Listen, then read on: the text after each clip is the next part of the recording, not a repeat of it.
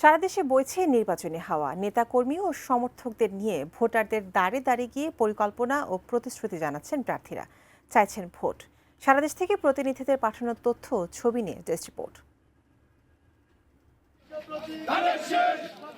প্রচার প্রচারণার তৃতীয় দিনে জমজমাট নির্বাচনী মাঠ। রাজনৈতিক দল ও স্বতন্ত্র প্রার্থীরা প্রচার প্রচারণায় ব্যস্ত সময় পার করছেন। শনিবার সকাল থেকে জামালপুর ৩ আসনে বিএনপির প্রার্থী মোস্তাফিজুর রহমান বাবুল মেলান্দহ উপজেলার মানকি বাজার সহ বিভিন্ন স্থানে গণসংযোগ করেন।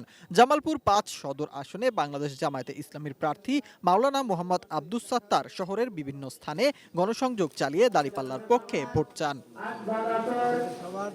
দিনাজপুর ৬ আসনে বিএনপি মনোনীত প্রার্থী দলটির স্থায়ী কমিটির সদস্য ডাক্তার AZM জাহিদ হোসেন আদিবাসী সম্প্রদায়ের সাথে মতবিনিময় করেন এবং তাদের জীবনমান উন্নয়নের আশ্বাস দেন। আর আমরা সার্বিকভাবে এলাকার সকল শ্রেণী পেশার মানুষকে বৈষম্যহীনভাবে এই এলাকার উন্নয়নের জন্য আমরা কাজ করতে চাই। বাছাইকৃত লাল সরিষার দানা থেকে অত্যাধুনিক কোল্ড প্রেস মেশিনে তৈরি হয় প্রাণ সরিষার তেল, আসল ঝাঁঝে আসল স্বাদে।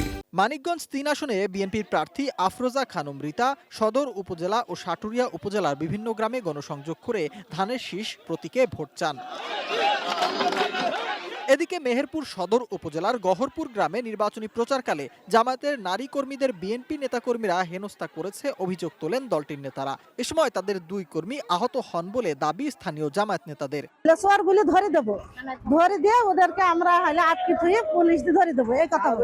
এছাড়াও জয়পুরহাট, মুন্সিগঞ্জ, নাটোর, নোয়াখালী সহ সারা দেশেই নির্বাচনী প্রচার ও জনসংযোগে ব্যস্ত সময় পার করছেন বিভিন্ন দলীয় ও স্বতন্ত্র প্রার্থীরা।